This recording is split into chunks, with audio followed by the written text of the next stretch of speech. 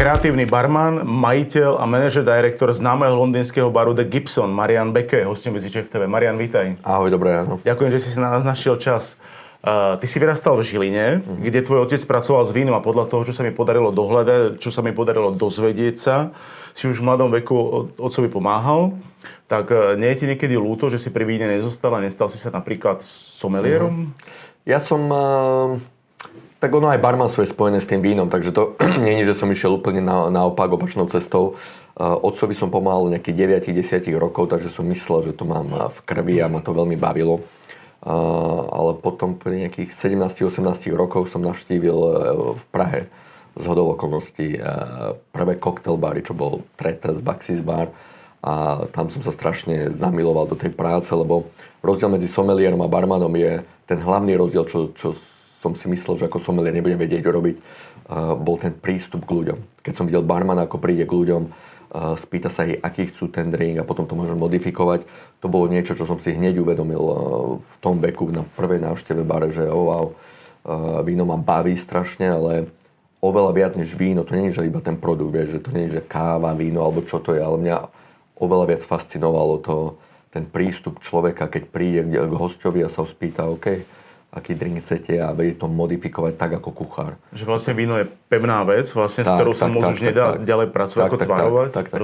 A to nemá nič proti vínu, vieš, ja som otec s tým robil celý život, takže mňa to vždy baví, je to hobby, ale pracovne som vedel, že pozri na barmana, to je, on sa spýta 10 ľudí a 10, aj keby to bolo rovnakých drinkov, aj keby to bolo 10 klasických koktélov, ale vždy to vieš trošku robiť inak a to bolo niečo, čo som hneď vedel po tej prvej návšteve, že OK, kde sú koktelbary teraz na Slovensku? Hneď som si zistil, išiel som do Bratislavy a po nejakom čase do Londýna. A aký je dnes tvoj vzťah k vínu? Určite nie na leveli someliera, to nebudem klamať. Jasné. Mám to rád, lebo nie je iba víno, ale hociaký produkt, lebo v barmanstve vieš primiešať všetko, takže je to dennodenný, že doslova taký research, kde každý deň pracujeme, že čo je nové, čo použiť. Takže s vínom sa stretávam, či to je víno, vermut, či to je nealkoholické produkty. Všetko, čo sa dá použiť v bare, dennodenne sa s tým stretávame. Ale nie ako, že somelier, že by som vyhľadával nejaké ročníky alebo tak. A ako konzument, ako host, aké víno ťa baví a zaujímajú ťa napríklad aj naturálne vína? Naturálne vína, keď spomenieš, že naturálne vína zaujímajú ma, alebo ma vždy zaujíma niečo nové, iné, to je tiež jedna vec, prečo ma barmanstvo baví, že stále to vieš niekde posunúť, že to není taká monotonická práca. Ale tie naturálne vína už v niekoľkých krajinách mi stále o tom hovoria, vždy prídem, ideme do nejakých aj takých vinární, že iba naturálne vína. Nebudem ti klamať, do dneska vôbec som k tomu neprišiel na chuť. Našiel som to, neviem, či som bol iba v zlých, takže vždy, keď niekde prídeme a niekto mi povie, poď to skúsiť, vždy som to našiel predrážené a vôbec mi to nechutilo. Neviem prečo som mal iba zlé, ale pár ľudí ma zobralo, čo ich to strašne baví. Mali sme vína za 100 € fľaše, kde už tom nevidím zmysel, vieš. Tá story je výborná, hento, vieš, baktérie zo vzduchu, všetko domre, ale vína boli hrozné a strašne predrážené. Tak neviem, či iba som mal zlé. To asi nie. Keď ťa tam vzali tí ľudia, ktorých to bavia, sú nadšenci, tak by... Neviem. Asi by ti chceli odporučiť vlastne niečo kvalitné a dobré, takže... Vôbec som to nerozumel. Proste nie je tam ten meč proste.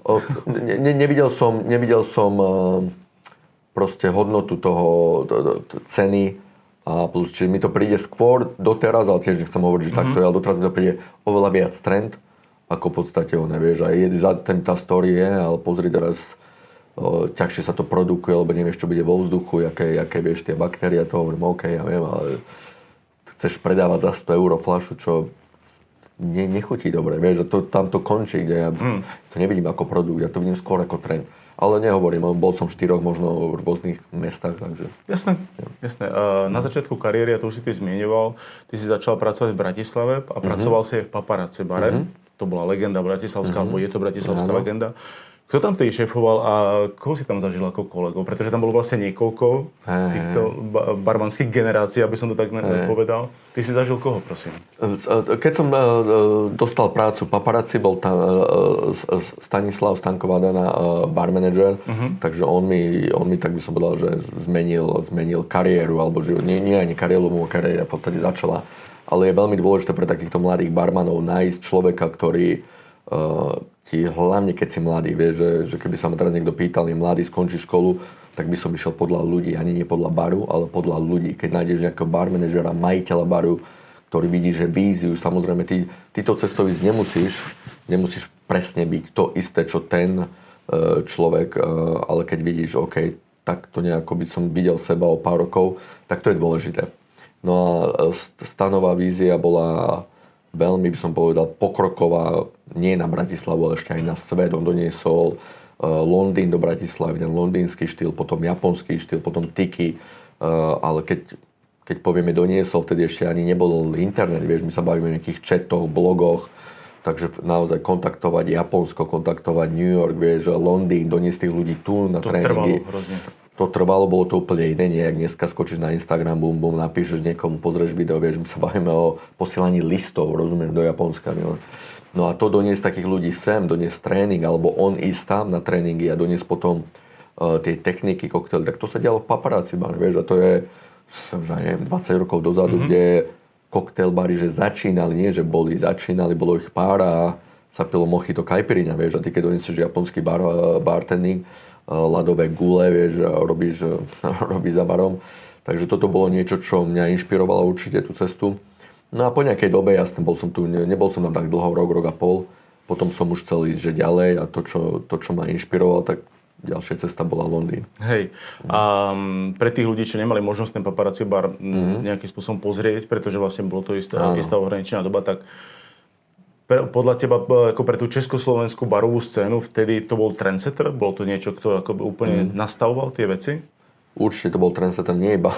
Teraz, keď sa pozrieš na také, že World Best 50 tu máme a Baršo, vieš, keby to paparazzi, keby bolo, že v inej dobe ako dneska, to nebol, že československý alebo slovenský trendsetter, to sa bavíme o svetovej ikone, ale kvôli tomu, že samozrejme neexistovali médiá tak, ako existujú dneska, že keď niečo otvoríš, že neviem, aj dneska v malom meste v Rumunsku, ale vieš to dobre, vieš to hodiť na fotky, marketing, videá, tak ľudia budú o tom vedieť.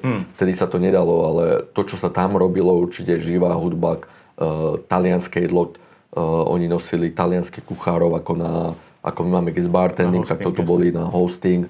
Vieš, ľudia fakt, že z top reštaurácií z Talianska chodili mesačne tam a robili jedla.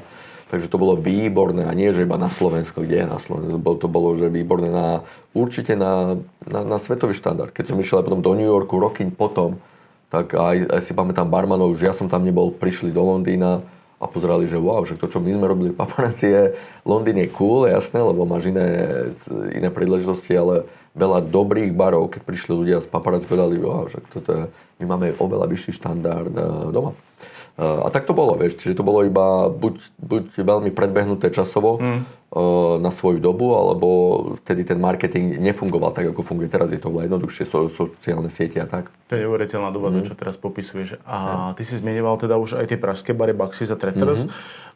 Existovalo tam nejaké prepojenie napríklad medzi paparazzi a týmito pražskými barmi, alebo takto tá scéna nefungovala? Nie priamo, ale samozrejme, že Češi a Slováci, vieš, veľmi často my sme chodili na tripy, keď nie na každý víkend, tak aspoň raz za mesiac, lebo vtedy, keď si chcel vidieť, že čo sa deje, to nebolo jak dneska, pozri si nejaké sociálne siete alebo Baršo, neexistovali, bola fakt, že jedna v Londýne raz za rok, kto mal peniaze, prostriedky a vedel po anglicky, tak raz za rok by išiel pozrieť londýnsku Baršu, to bolo, že celé, vieš, neboli magazíny, knihy, vieš, si mal pár preložených československých kníh, čo boli, vieš, možno z 80 rokov po káve alebo o čaji, takže keď si chcel niečo, tak by si skočil na vlak a išiel pozrieť kolegu v bare, čo hlavne bola Praha, alebo ani Rakúsko nebolo, ja si v tej dobe to bola, my sme chodili do Prahy a raz za rok londýnska Baršo. A za barom si v Prahe niekedy stál? Stál som robil som semináre potom a guest bartending, ale nepracoval som nie. Ja som prišiel do Bratislavy, tam Stan ma inšpiroval rok a pol, s nebávam presne, a hneď potom Londýn. A to ma práve zaujíma ten impuls, že kedy a prečo prišiel ten impuls odísť do Londýna? Stan, ako som spomínal, keď robil tieto veci, takže on bol vlastne taký team leader, bar manager, nie, ale tak nevolal by som to ani bar manager, lebo on fakt nosil tá company, paparazzi, oni mali niekoľko barov, reštaurácií, sa to volalo Red Monkey Group, takže on sa potom stal skôr také niečo, čo dneska voláš ako beverage manager. Takže on keď doniesol nejaký tréning, tak by to nebolo iba paparazzi, ale už potom cez celú skupinu, celú tú grup. No a po nejakej dobe, možno po pár mesiacov, ako som tam bol, Londýn bola taká jeho srdcovka, lebo vtedy sa tam strašne veľa vecí dialo. On tam išiel na mesiac, tá Red Monkey Group poslala, na mesiac tam išiel, robil tam tréningy, barové školy, plus ešte aj keď chodíš po baroch večer, takže veľa tých vecí on nasal, doniesol späť. Hej. Urobil nám celý ten nápojový program, celý ten beverage program zmenil podľa londýnskeho vzoru.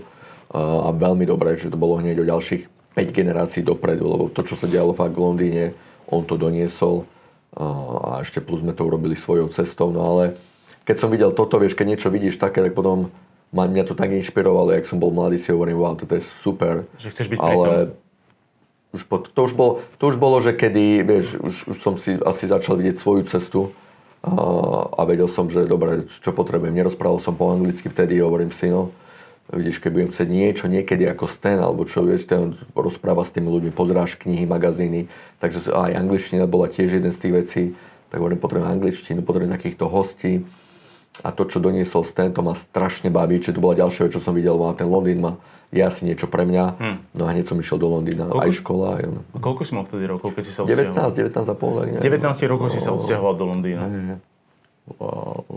A to už tam bol Eric Lawrence v tej dobe? Erik tam bol asi tak pol roka, rok predo mňou. Erik ti vlastne podľa historických prameňov dohodil post barbeka v nočnom klube Attica? Áno, tam, kde on robil. Hej, a on tam sám bol barmanom. Tak čo to bol za podnik? Nie, to bol nočný klub v Sohu, veľmi známy, ale nočný klub, takže koktely, to nebolo veľa o koktéloch, ale mne to bolo úplne jedno, lebo aj Erik tak začal, on už tam bol rok, takže on už z pozície barbeka už bol barman vtedy. Ja som začal ako barbek, nerozprával som po anglicky vôbec, takže mne bolo, že práca plus škola, takže to bolo super. Veľmi pekný nočný klub, celebrity, ja som bol, pamätám si dodnes, prvý deň som prišiel a Noemi Campbell, takíto ľudia tam boli, 50 Cent, vieš, takže krásny nočný klub, veľmi high-end a na začiatok robíš barbeka, zbieraš umiaš pohár, alebo že nulová angličtina. No a Erik mi to dohodil. A potom si prešiel v Londýne barmi Townhouse, Speakeasy barom Montgomery Place. Montgomery Place. Čo malo byť hodne o klasických drinkoch, od šampáňa až po Negrony. Bola to pre teba tá škola tých klasických drinkov? Bola to, áno, určite bola tá škola, ale nie, že iba klasický drink, ale Montgomery Place bola taká ďalšia moja srdcovka, čiže po Stanleyho škole by som podal Montgomery Place vďaka Ago Peroni. Ago je teraz beverage manager Connaught Hotel. Takže on tam bol bar manager, keď som tam ja prišiel, 3,5 roka sme boli spolu. Takže vieš, to máš v kariére, nájdeš niekedy také tie bary, ktoré vieš, niekedy vymeníš 3 práce za mesiac, lebo sa tam necítiš dobre. A niekde vieš proste, že toto bola navigácia mojej kariéry, lebo vidíš sa tam sám a vieš, že máš čo nasať od tých ľudí. Takže to bolo Montgomery Place ako miesto, plus Ago Peroni ako človek. Áno. Bol to Speakeasy bar, ale nie je taký Speakeasy, že nevieš nájsť dvere. Bolo to skôr, že Speakeasy kvôli tým klasickým drinkom, čo už bol nový trend tiež v Londýne. Takže učiť sa tie drinky a plus Ago Talian, vieš, taký working flair, výborné miesto určite pre mladého človeka. K tomu Agovi sa vlastne ešte dostaneme, pretože vlastne Ago bol zase potom ešte prepojený s Erikom dlhšiu dobu. Áno. Ale ešte som sa chcel spýtať mimochodom, Speakeasy bary v Londýne ešte existujú? Funguje to nejakým spôsobom? Funguje, jasné, už to není, vieš, tak v takom meste trendy sú tiež dosť dôležité, lebo keď sa niečo stane, tak je to veľmi rýchle, potom každý to urobí. A časom samozrejme iný trend príde. Takže mestá ako Londýn, New York a takéto podobné metropoly, vieš, keď prišli Speakeasy trendy, tak ako v New Yorku to začalo PDT, Please Don't Tell, kde musíš do telefónnej budky zdvihnúť telefón, keď sa im páčiš, budka sa otvorí, vojdeš, vieš, toto nakoplo, potom to prišlo do Londýna, takže si mal bári, kde sa išlo cez pračku, ladničku, ja neviem čo, skočil si do vanu, Vaňťa, vieš, ti zalepili oči, povozil ťa po meste. Čiže potom to išlo do extrému, kde, ja neviem, ešte aj dneska to máš všelijaké viem, že detektívne agentúry, kde prídeš a akože detektív ti dáva otázky a tak. Takže niektoré prežili. Určite to nie je to, čo to bolo pre asi tak. Taký pík by bol 12-15 rokov dozadu, kde proste speakeasy bolo wow, nevie sa dostať, alebo ti nikto neotvorí dvere. To je proste super. Ale už keď... Je to o tej šuškande, že vlastne sa to, jasne, vieš, že nie je to označené poriadne. Ale teraz ma práve zaráža, že speakeasy bary a majú normálne Instagramové profily a tak, čo už nedáva zmysel vlastne, že? Speakeasy, ale už je to gimmick trochu a trend, kde speakeasy a vieš, napísané heslo na dverách, stlač 1, 2, 3 dvere sa otvoria. Čiže tak už to... ale je to normálne. To je normálne, keď máš nový trend a je to aj normálne, keď niektoré zmiznú, niektoré akože ostanú a naozaj si idú tou cestou. A niektoré už som videl aj také tie fúzie, kde napríklad máš otvorený veľký bar a v tom veľkom bare máš malý speakeasy, kde je možno malá knižnica, takýto nejaký priestor a niektorú knihu potiahneš a otvoria sa ti dvere a máš tam takýto maličký barík a vlastne ten veľký koncept, namiesto toho, aby mal zabitý veľký priestor, si urobí niečo pre ľudí, kde chceš mať zábavu, tancovať, máš tam a keď 15-20 ľudí sa chce porozprávať, dať si cigáru, klasický drink, máš možno takéto miesto pre 15-20 ľudí. Viac private proste. Takže už to môže byť aj speakeasy bar bare. O Montgomery Place si povedal, citujem, že si sa tam naučil talianskej hospitality, prepojiť sa s hosťom. Čo znamená talianská hospitality? Talianská hospitality znamená si to, že keď pôjdeš do talianskej reštaurácie, hoci kde v Taliansku, alebo možno aj na svete, ciao tutti. Ak tam robí Talian, tak je to hneď ciao tutti a presne to tam je, že ty, není to iba o jedle, ale ten človek, vieš, taká tá, vieš, ten prístup Talianov, že ti dajú cítiť, že si ako čas rodiny je veľmi dôležitá. A to som videl od Aga hneď to ma... Aj keď sme tam išli s Erikom, sme tam išli prvý deň na drink samozrejme, lebo my sme pozerali tie bary, keď bol nejaký nový bar, išli sme v našom čase voľna ich pozrieť, tak Montgomery bolo jedno z tých miest a vtedy som sa tak strašne zalúbil do toho miesta, lebo sme prišli, otvorili dvere a presne toto bolo, že Ago, aj keď ťa nevidel, ale dvere sa otvorili, by zakričal, dobrý večer všetci, vieš, a prídeš tam, wow, že ten charakter, tá charizma toho človeka, že ani ťa nevidí, ale keď odchádzaš, vieš, si nebudeš ani pamätať až ten drink, ako si budeš pamätať toho človeka a to mi ostalo. Ago Perone, aký je to typ barmana? Na čo kladie dôraz? Ago je Talian samozrejme, takže je to tá hospitality, takže pamätať si tých ľudí, mať k ním špecifický prístup a podľa mňa teraz je to naozaj vidno, keď je v 5-hviezdičkom hoteli, takže vidí, že on pozná veľa ľudí, správa sa s ním veľmi osobne, takže to je vedomé. Není to iba o koktéli, kde napríklad, nechcem povedať, že mladšia generácia, lebo to vidíš aj v staršej generácii, že niektorí barmani si stále myslia, že barmanstvo je koktél, vieš, takže niekedy vidíš barman, ktorý ti povie, doslova mi povie, aj v mojom bare, že ja sa nerad bavím s ľuďmi, vieš, a toto keď počuješ, že ale robí za barom, vieš, ale mňa bavia koktély, ja by som radšej, že keby bar bol, vieš, že iba nejaký taký dispense bar. Výdajné miesto. No, tak vidíš, takže máš takéto extrémy, kde máš ľudí, čo ti dneska povedia, že ale ja nerad sa bavím s ľuďmi, vieš, tak to určite ako není, vieš, tak to je proste ten opak, že... Je to tá hospitality, ten prístup k tomu prístup, najprv ten človek a potom ten drink. Tak v Montgomery to bolo všetko klasických drinkov, takže čerstvé ingrediencie urobiť niečo dobré, aby to bolo pekne vybalancované, jednoduché. Tak ako Taliani robia jednoduché jedlo, ale postavené na čerstvosti.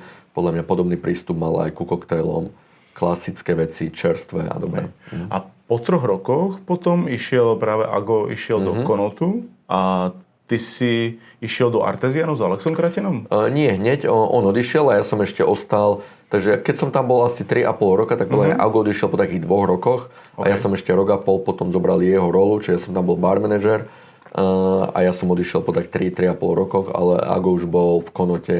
Ago odišiel asi po 2 rokoch, ja som rok a pol ešte bol bar manager v Montgomery. A ty si išiel potom do Artesianu za Alexom? Potom som šiel do Artesianu, hej.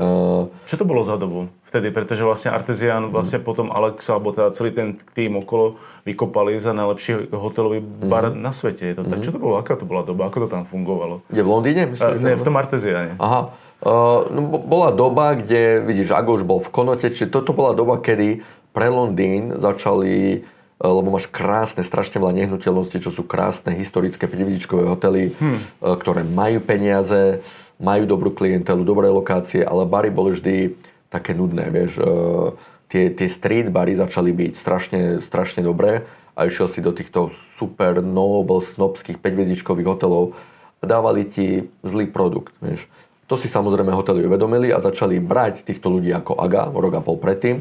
Začali brať do 5-hviezdičkových hotelov a začali povedať, dobre, prečo tu nemôžeme mať? Máme na to prostriedky, krásne nehnuteľnosti, prečo tu tiež nemôže byť pekný produkt? Tak ako už hotely predtým mali, že často vidíš, ja neviem, Gordon Ramsay, Ed Savoy a tak ďalej. Každý top hotel mal nejaké meno a mal 1, 2, 3 Michelin star, to muselo byť. Ale bar bol vždy nejako zabudnutý. Okay. Tak toto bola tá doba, kedy si tie hotely uvedomili, počkaj, keď máme 5-hviezdičkový hotel, máme reštauráciu, bar nemôže byť na nejakom, vieš... Rozumiem. Musí to byť v nejakej rovnováhe, kvalitatívne. No a začali brať týchto ľudí zo street barov, začali ich nosiť postupne do 5-hviezdičkových hotelov a toto bola tá doba. Takže Ago bol v Konote, pár iných ľudí bolo inde a Alex robil v Artiziane, on bol môjim hosťom v Montgomery, často chodil. A po nejakých 3,5 rokov, keď už som myslel, dobre, už v Montgomery som asi, moja cesta bude končiť 3,5 roka, už tu neviem čo ďalej, tak on mi vtedy spomenul, že hľadajú ľudí, tak vtedy som tam išiel. A už vtedy vlastne Alex a Simone Caporale spolupracovali v tom Artiziane? Nie, to bol začiatok, my sme začínali. Nie, ja som tam bol rok v Artiziane a ja keď som odišiel, tak moje miesto nahradil Simone. Aha, takže takto to bolo. Potom vlastne došlo, a to by ma zaujímalo, k veľmi atraktívnej ponuke pre teba a to postaviť legendárny Night Bar. Night Bar. Čo musí barman robiť predtým, aby mu vôbec takáto ponuka prišla? Neviem, čo musí barman urobiť, vieš, je to konštelácia veľa vecí, takže ja som stretol tu zase náhoda, ja nechodím von, keď mám voľný čas do bara, už hlavne keď som mal prácu, ale nejako sa stalo, že sme sa ocitli v Montgomery, mal som nejakých hostí v Londýne a hovorím, v tomto bare som robil a akorát keď som tam bol, tak tam boli majitelia, budúci nastávajúci majitelia Nightjaru, tiež išli, robili takú bar tour, náhodou sme sa tam stretli. A ich konzultovala Shaker Bar School. Shaker Bar School bola škola, ktorá Stanislav vtedy od nej bral inšpiráciu pre paparazzi. A ja som bol tiež, časom som sa stal učiteľom tejto školy, takže ja som urobil všetky kurzy a po tých 3-4 rokoch byť v Londýne som pre nich robil nejaké kurzy ako učiteľ. Takže my sme tam všetci stretli, bol tam majiteľ Shaker školy, boli tam nastavujúci majiteľe Nightjaru a ja sme sa stretli v Montgomery na drink a akorát mi hovoril, mám tento nový projekt, má to byť niečo super, speakeasy, začala byť tá doba tých speakeasy. Možno by si ich mal pozrieť, lebo hľadajú bar manažera, je to nový projekt, kde tiež chcú dať, že možno lukratívna ponuka, alebo chcú dať sharehold, chcú dať percentá company a hľadajú niekoho, komu môžu dať slobodu a voľné ruky a to. A to bol môj problém trošku v hoteloch, že jak tie hotely iba začínali, oni mali strašne veľkú byrokraciu. Takže ja som videl ten potenciál v hoteloch, ale nie v ten deň, vieš, nie v tej dobe. Že to zväzovalo ešte. Bol veľký problém, vieš, ešte aj teraz to veľa hotelov už je oveľa viac takých open-minded, ale vtedy to fakt bolo, že... O štandardov.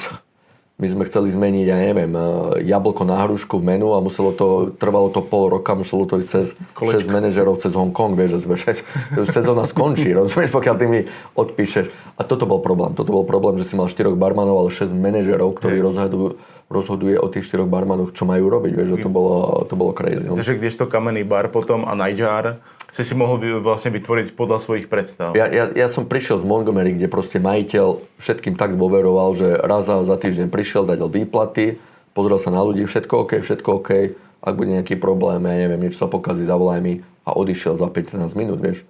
Takže my sme mali svoj budget, peniaze, išli sme vonku na market, kúpili niečo, zmenili. V podstate sme to riešili úplne 100% nezávisle a raz za týždeň majiteľ zobral cash, doniesol výplaty, 5 až 15 minút bol preč, vieš, a zrazu preč do hotela, kde toto chcem zmeniť. No, počkaj, musíme pozrieť, kedy sú manažéri v práci, kedy majú čas, nemajú meetingy a takto mesiace a potom, vieš, takže to ma trošku ničilo, takže to stretnutie s majiteľmi z Nightjaru a možno o tom rozmýšľať, to bol ďalší krok, keď som si povedal, dobre, možno je čas pre mňa. Keď som bol iba v Artiziane rok, Ale som si myslel, toto možno bude niečo, kde by som chcel ísť ďalej. A Niger stále funguje, ten bar je funkčný. Jasne, funguje stále. A je trebárs 15 rokov, 13 rokov. No práve. A je teraz trebárs stále smeruje tým smerom, kde si ho ty akože postavil a ide po tej čiare, po tej line? Stále ide, no jasné. Oni už majú... Čiže ten štýl je rovnaký, dajme tomu? Štýl je rovnaký, už otvorili ďalší Niger, otvorili ďalšie bary, takže to je jeden z takých malých vecí. Som veľmi rád, veľmi pyšný z toho, čo sme vybudovali od základov, lebo stále idú tou istou cestou. Majú už asi 5 barov, 6 barov, sú 2 Nigery v Londýne, stále ľudia, plný bar, živá hudba, koktély, všetko, stále sa mení menu, ale idú tým istým štýlom a to je veľmi zriedkavé na Londýn vidieť niečo, že niečo tak dlho otvorené, bez toho, aby to musel zmeniť kompletne, vieš, alebo vymeniť majiteľov, to už je veľmi zriedkavé pre Londýn, vieš, že tak dlho. A ty si odchádzal po 5 rokoch? Po 5 rokoch. Z Nigeru. Prečo opustiť bar, ktorý si vlastne od začiatku postavil, tak mal si k nemu určite veľmi ako úzky vzťah. 5 rokov je dlhá doba. A vlastne si to staval celé? Takže to, prečo odísť? No iba jeden jediný dôvod, prečo odídeš z baru po takej dlhej dobe, keď tam spokojný, a to je, že už vedie ďalší krok a ďalší krok je otvoriť svoj biznis, vieš, takže to bola jediná doba. Nic s tým nebolo zlé, absolútne nie, práve naopak, ale vtedy som spieval dobre 5 rokov, výborných 5 rokov tu, a čo bude ďalších 5 rokov? Vtedy som mal, neviem, 30-31 rokov asi hovorím, ok, už som tu 5 rokov, ale ďalších 5 rokov, čo budem mať 36, ja už neviem, 37, a už možno nebudem, ja chcem otvoriť svoj biznis 35-36, jak budem chcieť mať rodinu, už budem starší, vieš, že nebudem schopný možno niekde, som si predstavil, čo to obnáša otvoriť svoj biznis, ja si hovorím, budem tu 16, 18, 20 hodín denne, možno o 5 rokov to nechcem robiť. Hej. To si pamätám, no dneska to bolo niečo, som si povedal, čo bude ďalšie, urobil som tých 5 rokov a si hovorím, o ďalších 5 rokov, čo bude, vieš. A už potom, keď nebudem vedieť odísť, potom čo urobím, vieš, o ďalších 5 rokov. Tie 5 ročníci sú v tomto dobré, tie pracovné. To je vždycky dobre sa akože zamyslieť. Od komunizmu sme sa to naučili, vieš, 5-ročný plán, takže nie. 5-letky. Nie, to srandujem, ale nič s tým nebol tam žiadny problém, práve naopak, ale som si povedal, OK, ak je teraz čas, pre mňa možno skúsiť niečo sám, asi teraz je ten čas, aj keď je všetko, že výborné, ale teraz je asi čas sa pohnúť. A vedel by si ešte spomenúť, ako si na prvé meny Nigeru? Aké bolo? Čo tam bolo? Bolo to úplne, to muselo byť iná doba totálne asi, nie? Úplne iná doba, totálne, viem si spomenúť, jasné. Išli sme podľa kategórií, menu bolo rozdelené podľa kategórií, ktoré boli také milníky v koktejlovej kultúre, či sme išli pred prohibícia, čiže všetko, čo stalo pred prohibíciou, čiže tie najstaršie koktely, potom prohibícia bola veľmi dôležitá pre koktejly, takže sme si dali prohibíciu, potom tiki a posledné bolo, že tie signature, že čo sa deje po tiki od roku 1970-80, čiže všetko, čo sme my chceli dať na to menu, tie nové veci, takto, čiže 4 strany a ľudia mohli ísť podľa tých takých generácií v koktejloch alebo taký kalendár, jak to chceš povedať. No a to menu bolo skombinované s kartami, čo sú normálne karty, hracie karty a každý koktail bol vytlačený na karte, kde bola aj fotka, aj menu a to ľudia mali radi, lebo to bol coaster, takže sme to chceli, že buď ako hru, sme to chceli aj ako menu, lebo sme mali 32 koktailov, toľko je kariet, takže sme mysleli, že OK, 50, koľko je kariet, a nie, teraz koľko je kariet. Koľko je kariet? Hej, hrací kariet. Myslím, že 52 možno, alebo 32, neviem. 32 a potom žolík jedenkrát. Tak, alebo 4, takže 36. No presne toľko, koľko je kariet, toľko sme mali koktejlov, lebo prvá idea bola, že dostaneš hracie karty ako celý pak a vyberieš alebo hráš. To potom nefungovalo kvôli tomu, lebo jasne, keď 32-36 kariet musíš vybrať a náhodou jednu si človek vezme alebo zoberie, tak zrazu čašník musí prísť, preratávať všetky, zistiť, že srdcová sedmička chýba, teraz čo vezmem z ďalšieho paku. Takže toto nevyšlo, ale tie karty ľudia milujú dodnes, takže tie karty sú tam. Z tých kart sa dáva ako coaster, tie karty sa predávajú ako suvenír, ľudia to milujú, každý rok to... Takže niektoré veci ti niekedy nevyjdú kvôli logistike samozrejme, ale inak, hej. Idea to bola zaujímavá. Menu príde na stôl a karty prídu ako fotky. Teraz sa bavíme o prelome roku 2015-2016, keď si otváral Gibson Bar? Otváral som Gibson Bar 8 rokov dozadu, kde sme, čiže 2015, áno. 2015. Bola v tej dobe Old Street v Londýne dobrá adresa pre bar tohoto typu? Jo, bola veľmi dobrá. Old Street sa volá Shoreditch, čo je v podstate Shoreditch je niečo ako keby Brooklyn v New Yorku. Ešte je to taká hipsterská adresa, stále si veľmi v centre, takže je to adresa, alebo area, kde ľudia chodia hlavne na zábavu, piť, jesť, reštaurácie, bary, kluby. Tak Gibson bol vlastne o 40 miestach zhruba, 40 ľudí sa tam vošlo. Aká klientela tam chodí, alebo pre koho ten bar bol tvorený? Kto mal byť klientom? Je to mix všetkého, čiže mali sme skoro tak, že 50-50 lokálnych ľudí, alebo ani nie 50-50, 60-40. 60% ľudí, čo by prišlo buď industrii alebo turisti, 40% rezidenti a ofisy a tak. Takže veľmi dobrá konštelácia ľudí, ženy, muži, vek 30 až 50, takže to, čo chceš asi v koktelovom bare, výborne, vieš, máš ľudí z našej industrie, máš turistov, ľudia, čo chodia, že destinácie za koktelmi, vieš. A to je typické v Londýne, keď máš pekný koktelový bar, tak máš už klientelu, čo ide za koktelmi každý deň. To ma zaujíma, ako sa otvára koktejlový bar v Londýne. Na čo treba myslieť? Je Londýn nejakým spôsobom špecifický v tomto? Je špecifický v tým, že máš veľmi silnú konkurenciu, veľmi silnú. Tam je veľa peňazí, veľa takých tých groups, čo majú 20, 30, 40 barov. Vieš. Takže prvá vec, čo je ani nie, že smutné, ale čo treba uvedomiť, sú peniaze. Vieš.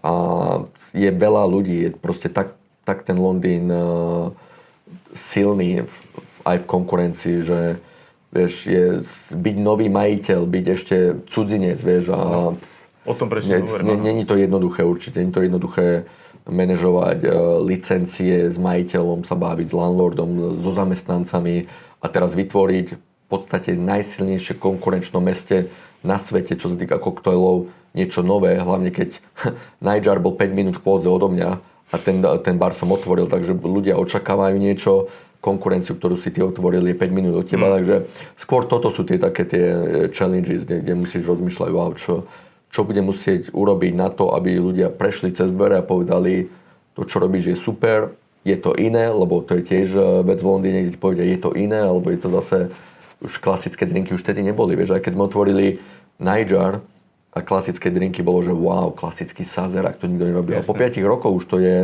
je to úplne niečo iné, vieš. Takže ste išli twistovať veci. Buď twistovať, ale vieš, aj to niečo urobíš a zrazu za rok v Londýne už každý má Rotary vape a každý má tekutý dusík, vieš, takže ty už keď otváraš už iba o 5 rokov neskôr, tak už si povieš, potrebujem Rotary vape a to je 15 000 libier, vieš, potrebujem tekutý dusík, 5 000 libier, čiže dať si niečo, čo už je štandard zrazu v takom meste a už ťa to stojí 30-40 tisíc, že preto hovorím, že ten budget je veľmi dôležitý, keď otváraš bar, vieš, je to jednoduchšie, keď si dobrý bar a možno robíš s hotelom a vieš, to nabudžetujete a potom vieš urobiť iný wow faktor. Takže tieto veci som musel uvedomiť, dať na papier a povedať, čo bude iný a preto sme hľadali koncept a vieš, byť iný nie iba tým, že máme alebo nemáme budget. Ja som bol tu môj bar, takže prvý bar, takže som nemal taký budget ako iní ľudia. Nightjar už fungoval veľmi silno 5 rokov, oni už otvárali druhý bar. Takže vieš, tým som nemohol konkurovať, musíš konkurovať niečím iným. A dalo by sa povedať nejakým spôsobom, že Gibson Bar naväzoval konceptom na Nightjar, alebo to bolo totálne niečo iné? Totálne niečo iné, vieš, samozrejme, že ľudia, tým, že som ja tam bol bar manažer a som robil menu každý rok, tak určite ľudia nájdu nejakú spoluväzbu, ale nebolo to, že pokračuje Nightjar alebo niečo iné. Gibson bol je oveľa menší bar a chcel mať svoju identitu. Bolo to podľa Martini, Gibson Martini, čo je Martini s cibulkou. A tá cibulka to bolo niečo, čo sme začali o tom rozmýšľať, že tie savory cocktail, umami cocktail neexistovali. Takže to bola naša cesta, kedy sme začali do každého koktejlu v podstate uvádzať nejaké chute, ktoré ľudia nepoznali, vieš. A Angličania majú radi tieto savory veci, vieš, keď rozmýšľaš o balzamiku, dým, vieš, takéto tie umami chute, tak koktely to nemali. Takže to bolo taká prvá vec, čo nás vlastne unifikovalo od ostatných barov. Čiste strategicky, keď sa bavíme o tom otváraní toho baru v Londýne a toho Gibsonu, mal si napríklad zaistenú podporu od niektoré veľké značky alkoholu, ktorá ťa podrží, alebo mal si tam investora nejakého? A ako si na to išiel? Podporu máš to nie je, že podpora, to je normálne, že robíš deal, tak sa to robí v Anglicku a hlavne Hlavne už keď máš nejaké zázemie v Anglicku, v Londýne špecificky. A plus keď máš zázemie, tak to vieš urobiť lepší deal. Takže ja som robil v podstate s každým. Ale keď poviem robil, to není to ako možno na Slovensku, že sa niekomu upíšeš a ten človek ti povie, to musí byť ladnička s môjim brandom a to musí byť tak. V Londýne tým, že je konkurencia oveľa väčšia, sú flexibilnejší, oveľa viac flexibilnejší. Okay. Pre mňa to bolo oveľa jednoduchšie si sadnúť s každým pred otvorením. Keď som povedal, že otváram bar, každý ma podporil. Takže to mi určite pomohlo dostať peniaze späť. Je to oveľa jednoduchšie, dostaneš na rok kontrakt a čo chcú je u teba, že iba OK, koľko chceš peniazy za jeden koktail a keď tam napíše, že v tom kokteli gin je s mojím oným, bum, tuto sa dohodneme na takej cene, tak to je. Takže keď toto bolo možné zmeniť, že to išlo. Jasné, že my keď sme začali, sme mali 56 koktailov, tak som hneď vedel urobiť 56 listing. A urobil som s každým, lebo ja som nechcel mať, že iba jedného človeka, ja neviem, že nejaké exkluzivita pre ABC, ale chcel som od každého, radšej 2-3 také tie listing od každého, lebo potom, a v Londýne sa to dá, oni sa nepozerajú na seba, že počkaj, teraz keď ja tam budem, ten druhý nemôže byť, to vôbec tak nefunguje. Takže boli radi, keď mám od jedného dva koktély, od ďalšieho 1, 2, 3, a tým pádom všetci tí ľudia k tebe môžu prísť, všetci tí ľudia prídu, keď majú nejakú návštevu a neviem čo. Takže tým ten biznis určite začne oveľa lepšie zo dňa na deň. A ako často si stál za barom a ako sa to dá sklbiť s majiteľovaním, šéfovaním? Každý deň si stále barman, iba si pridáš majiteľové veci na ráno. Takže celú dobu to takto fungovalo? No jasné, do posledného dňa. Si fungoval, že ozaj si miešal drinky za barom? No jasné, že stále robím za barom. Jasné. Iba veci majiteľa prídu ráno, takže nezačínaš o 3, o 4, ale začínaš o 10. To je celé. Začínaš o 10 a dá si tam faktúry, dáš si telefón do nabíjačky a pred seba počítač a o 10 do 2 robíš tieto veci, potom zavrieš. Objednávky, rezervácie, všetko. A čo iní ľudia by išli domov, tak ty zavrieš a preto teraz, keď robím semináre a začnem, tak prvá vec, čo vždy poviem, nezabudni, že barman a majiteľ sú dve rôzne veci. A dobrý barman alebo najlepší barman na svete neznamená, že bude dobrý majiteľ. Áno, sú to dve úplne iné veci. Treba sa na to dávať pozor, lebo možno barmani si neuvedomia, mladší barmani, ktorí majú víziu, že ďalší krok je byť majiteľom. Nemusí to byť niečo, čo by každého bavilo.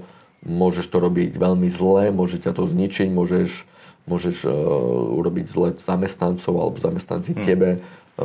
Není to jednoduchá vec, je to viac o biznise a keď nemáš na to ľudí, tak ty to budeš robiť ako barman pred shiftov, takže to je plus ďalších 6, 7, 8 hodín denne. No. Rozumiem.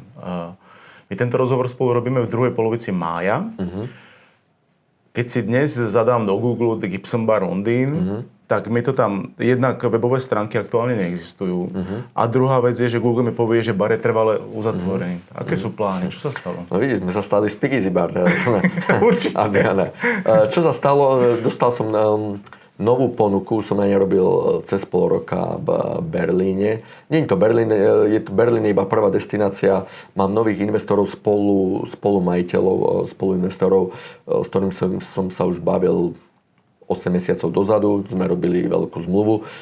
Takže keď Gibson ešte existoval, zavreli sme v marci, keď Gibson existoval, som s nimi už komunikoval pol roka a mám nových izraelských investorov, ktorým sa páčil Gibson.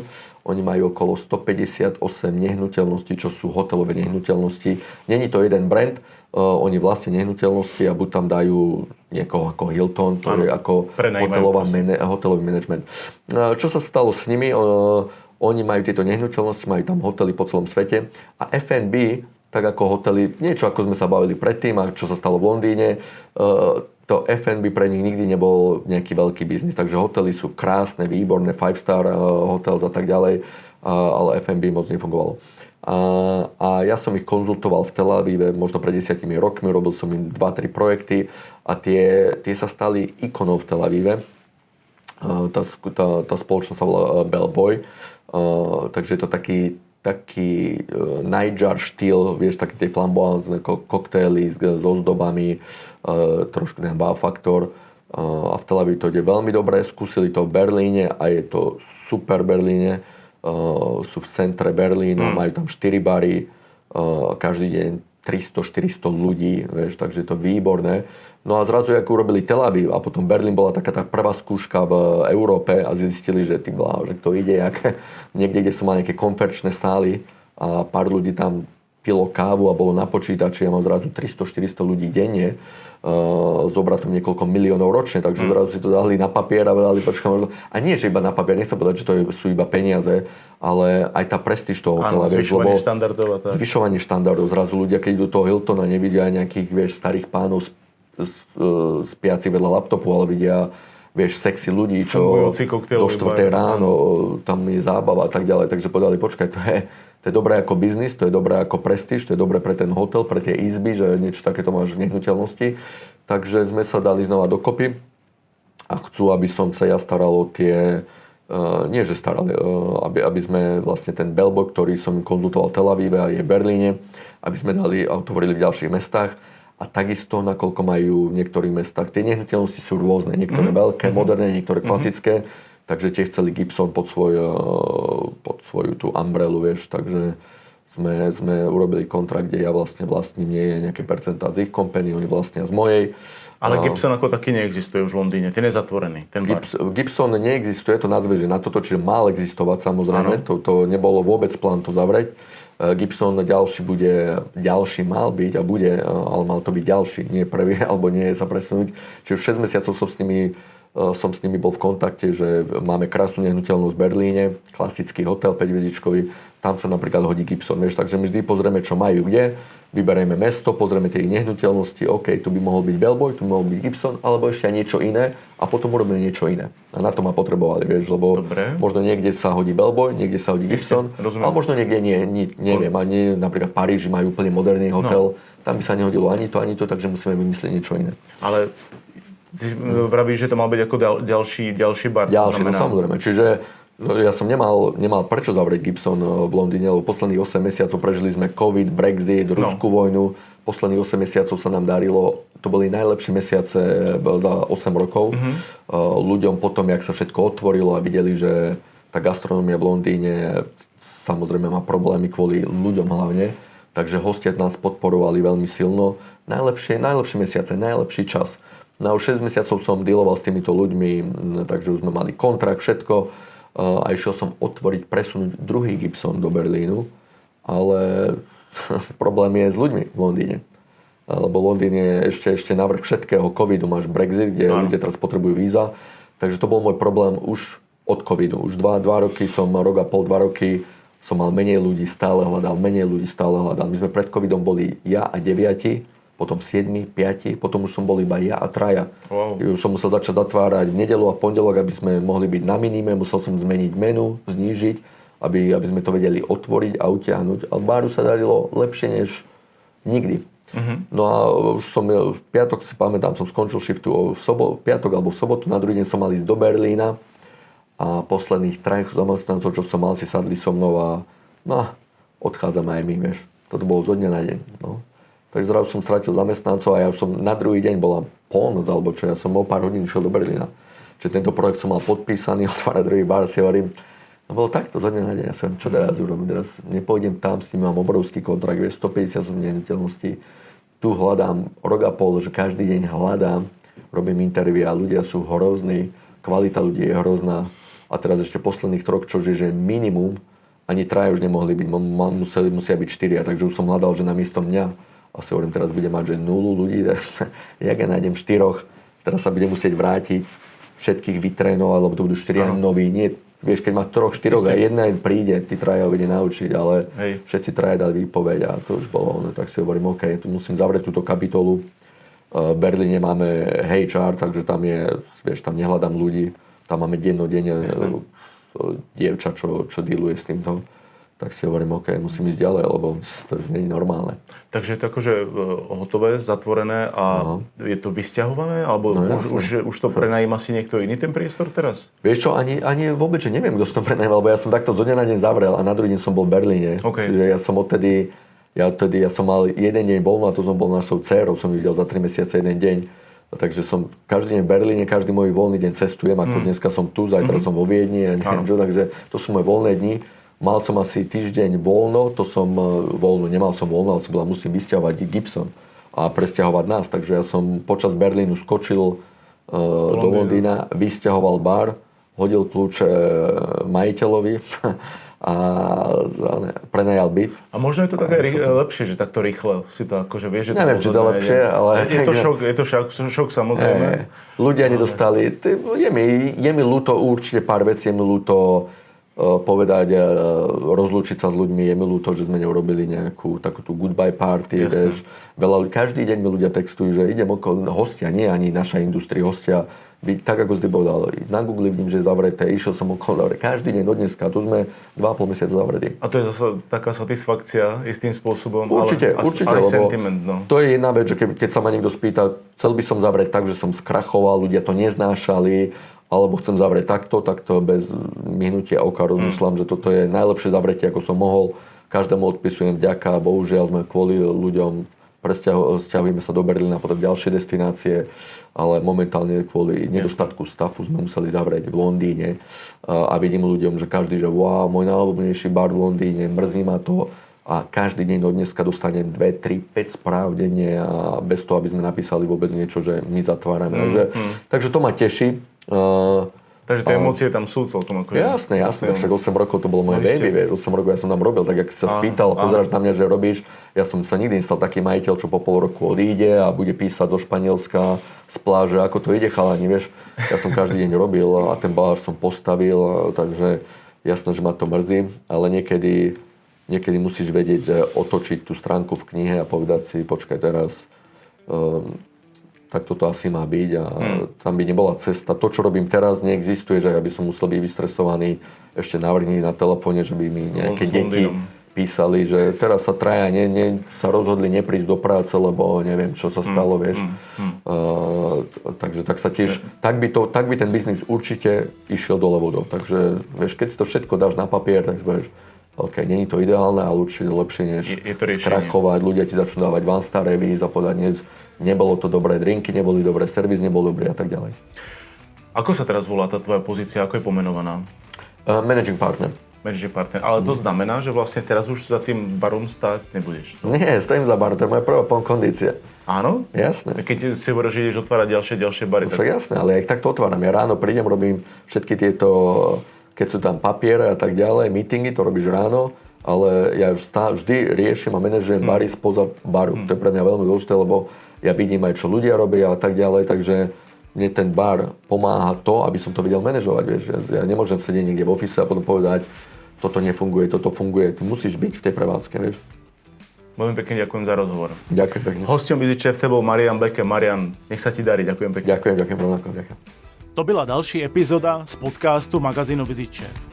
Všechny epizody naleznete v našem archivu na www.vizitchef.com/podcast a také ve všech podcastových aplikacích. Kontaktovat nás můžete na adrese redakce @vizitchef.com. Na nový díl podcastu od nás se můžete těšit každý týden. A my se budeme těšit na vás.